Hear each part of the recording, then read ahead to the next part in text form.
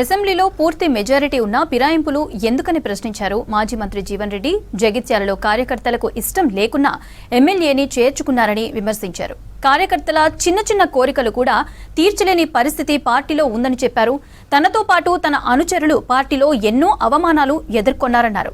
ఎంతో బాధతో కాంగ్రెస్ పార్టీకి రాజీనామా చేస్తున్నట్లు జగిత్యాల బండారి గార్డెన్లో అనుచరులతో సమావేశంలో ప్రకటించారు జీవన్ రెడ్డి.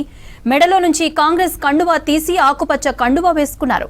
తాను పార్టీని వీడేందుకు కారణాలు వివరిస్తూ 4 పేజీల లేఖ ఏఐసీసీ అధ్యక్షుడు ఖర్గేకి పంపారు జీవన్ రెడ్డి. ఈనాటి సమావేశం ఏదైతుందో ఒక విధంగా బాధ తప్త హృదయంతో వీళ్ళ మానసికంగా శోభతో అంటే నా రాజకీయ జీవితంలో ఇటువంటి ఒక సమావేశం ఏర్పాటు చేసే పరిస్థితి ఏర్పడుతుందని చెప్పని ఇప్పుడు ఊహించలే, భావించలే.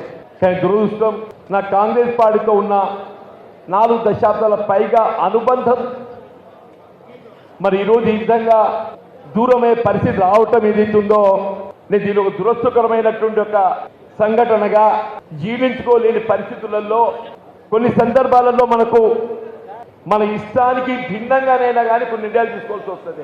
ఇట్లా కాంగ్రెస్ పార్టీ నాయకుడిగా కేవలం జగిత్యాల ప్రాంతానికే కాకుండా రాష్ట్ర స్థాయిలో గుర్తింపు పొందేటువంటి అవకాశం నాకు మీరు కల్పించిందని చెప్పండి. అటువంటి అవకాశాన్ని వల్ల మనం వీడడం అనేది ఎవరు కూడా కోరుకోమో జీవించుకోలేమని చెప్పంటుంది.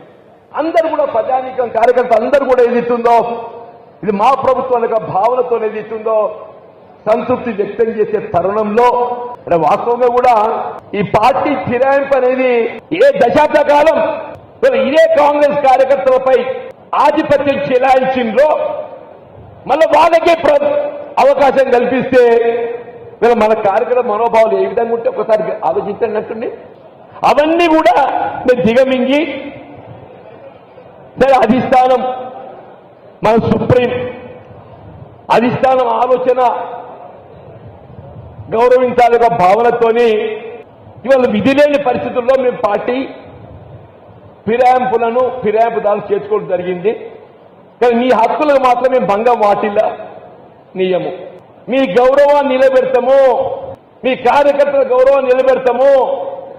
These are the assurances word given by KC Venugopal. ఎవరైనా కానీ ఏదైతుందో నామినేటెడ్ పదవులు, స్థానిక సంస్థల ఎన్నికల్లో ఏమొస్తాయి కింది స్థాయి కార్యకర్తలకు స్థానం ఊహించుకుంటున్న గారాళ్ళు మనకి ఎక్కువ కోరికలు ఏముంటాయి.